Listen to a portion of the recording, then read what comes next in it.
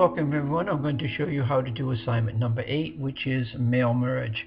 It's important you know how to do this one because your word processing exam is the same type of document, a mail merge. So please watch carefully. We'll begin the process by going first of all to your word processing unit on your canvas, and the assignments are given, the word processing assignment list is given here, and when you get down to assignment number 8, that's the mail merge. Now when you get to assignment number 8, which is the mail merge problem, which is the one we're doing now, it's going to send you back to here to your word processing unit assignments, and it's going to scroll you back. It's going to send you back to use these two files, mail merge files for PC users. Now, what you're going to do is, this first one is the mail merge directions.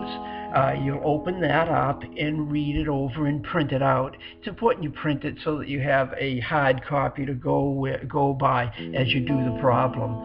So do print that out.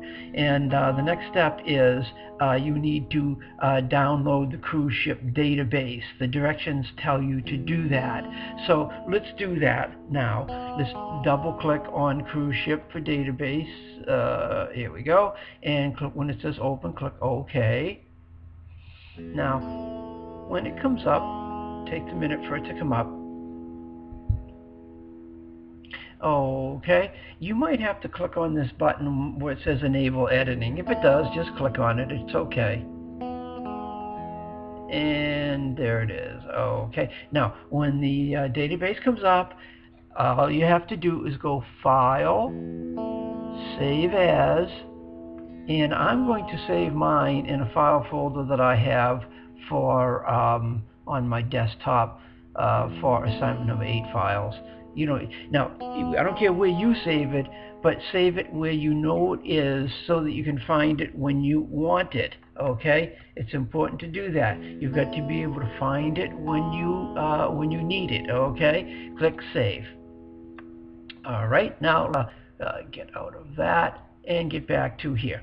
Okay, so your word processing unit assignment number 8 starts off by step 1. You're going to open and print out these mail merge directions, and step 2 is download the database to a place where you know where it is so you can have it when you need it. Okay, so let's begin the actual word processing mail merge itself. Let's go to Start, and let's go to word processing and open up a new blank document.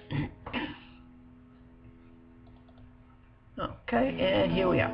This is a new blank document. All right, in order to begin mail merge, oh, by the way, let's make certain we click on the no spacing rule up here. Absolutely, it's essential that you click on the no spacing rule. If you don't, your mail merge will be a real mess. You'll have to correct all the merges. It's a real pain. So make sure you use the no spacing rule. If I get your work and I see when I open it that the no spacing rule is not checked, I will take off a lot of points. Make sure you do the no spacing rule. Okay, so once you've opened up the blank document, we now go to the tab heading that says Mailings. Click on that. Come over to where it says Start Mail Merge. Click on that. And make sure you choose the step-by-step Mail Merge Wizard. It's the easiest way to do this. So click Mail Merge Wizard. Okay, now a panel appears on the left and it says step 1 of 6, and we just go through them one at a time. Let's do the first step. It says, do you want a letter or envelopes or labels? Well, we want a letter, so leave it checked. Come down to the bottom and it says start your document, so click starting document. The next step is 2, step 2 of 6. It says at the top, how do you want to set up your letters? Do you want to use the current document? And actually, yes, we're going to use this current document. I know it's blank, but we're going to be using that new blank document that's in front of you. So we'll use the current document. Now let's come down to where it says select the recipients. Now I know we haven't even created the letter yet and they want to know who's going to get it, but we have to do it step by step. So step 2 says select the recipient, so click on that. Now at the top it says, do you want to use an existing list of people, or do you want to start a new list? Well, we already have an existing list of people who we want to send this letter to. And you just saved it a minute ago. There's the database. So let's go down to where it says Browse and locate that. click Browse, and I saved mine on my desktop in a file folder called Assignment 8 Files. I don't care where you saved yours, but find it, okay? So now I'm going to open that up, click on Cruise Ship Database PC Users, and click Open. And it gives me a box. Just accept what it says. We're going to use the first table. Just accept it as is. So click OK. Now, it shows you the names and addresses of the people who are going to get this letter. Now, remember, I want you to assume you're doing a mail merge for a cruise ship company. You need to send out a letter of confirmation to all 2,000 passengers. And obviously, you don't want to type out 2,000 individual letters. So we're going to type out one basic letter and send that letter, that basic letter. We're going to fill in the blanks with the proper people's names, addresses, and so forth. Now, in order to do this, we're not going to do 2,000 for this exercise, of course. We're only going to do 3 letters. It works the same for 3 as 2003. Okay, so we just click OK and accept that. Click OK.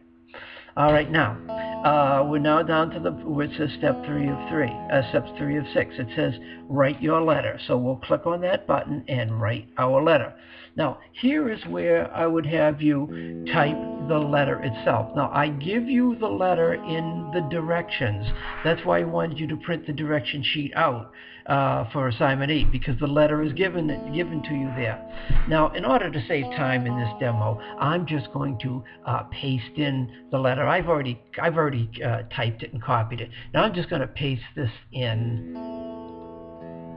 And there it is. There's my letter. I'm assuming that you would have typed this yourself. Okay? So at this point, now let's set this letter up so it looks a little bit better. Let's highlight the first line, and you can fancy that up. In fact, let's do that. I'm going to have to go back to the Home tab here for a second, and I'm going to hit the bold and make it a little bit bigger, just to fancy it up just a little bit. This is no big thing here. But you can set your own size and fonts and styles and all that. I don't care. Whatever you do is fine. But everybody must insert a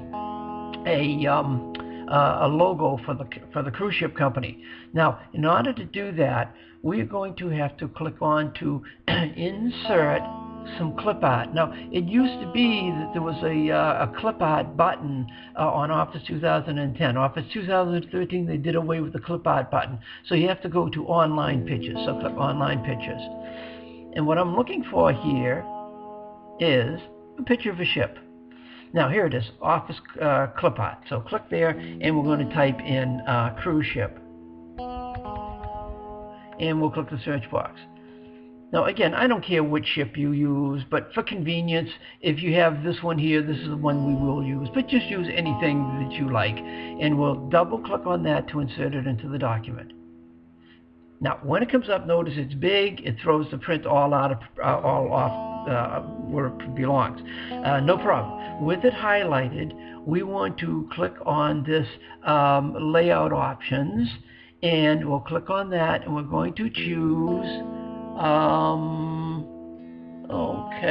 in front of text. In front of text. That's the best one to choose, I guarantee it. Click in front of text.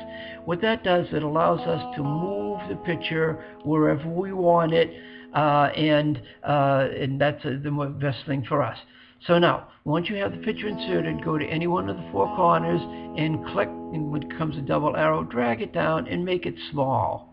Not just about like that, and then drag it up here so it looks like a business letter with a company logo on it. So remember, it's not a big thing, it's just small. Okay, now that you got that done, the next thing is this. I'm assuming that you have now typed out the whole letter with the cruise ship on there, the logo. Now, click between the word dear, and we'll press enter a couple of times to move it down. Okay, you need to be a double space above the word dear. So your cursor should now start off where mine is. Now, if you look at the letter, this is a basic form letter. It's going to every one of the 2,000 passengers. We now need to personalize it. Now, the personalizing data is in the database that you just opened. So now we need to insert the information where we want it to go. The first piece of information, I wanted to go a double space about the word D and deer. Now, if I were writing Microsoft software, I'd have this button that says More Items. I'd label it Insert Codes. Don't know why they don't. They call it More Items. Dumb, but we've got to deal with it. So click on More Items. Now, at this point, this is where I want the name field to go. It's already clicked on name, so I click Insert, and now I click Close. Now I press the Enter key, and I go to More Items, and I want to insert the street there.